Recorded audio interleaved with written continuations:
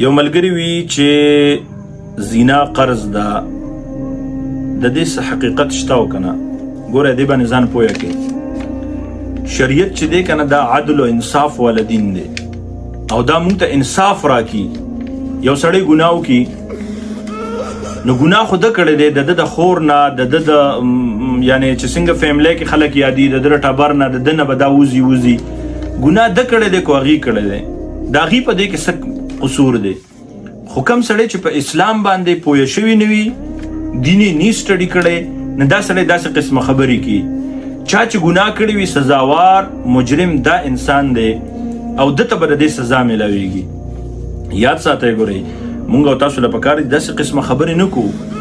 یو سړی وي چې قرآن مجید کې آیات دی الخبیثات للخبیثین والخبیثون للخبیثات دا آیات چې دی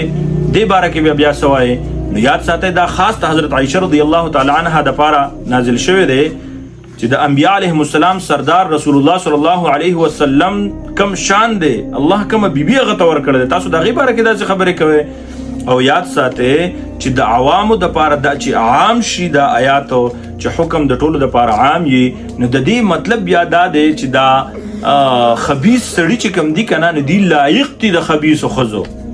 او دغه شان کنه پوره تفصیل نو یاد ساتئ لایق دي ضروري نه ده چې یو سړی په خپله غلط وي نو هغه به چې کوم دی نو د هغه به کور والم غلط وي د هغه به دغه نه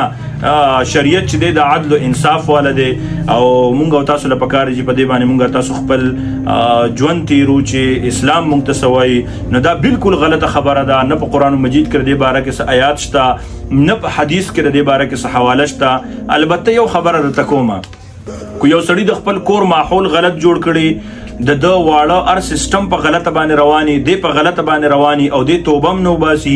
نو بیا دې چې کوم ګناهونه کی نو بیا د بچو ته هغه کنورټ کیږي په هغې کې هم هغه عادتونه راځي چې هغه عادتونه راځي نو اټومیټیکلی بیا د ده سیستم خرابېږي د کور نو هغه سیستم بیا ماحول په وجه باندې تباه کیږي لیکن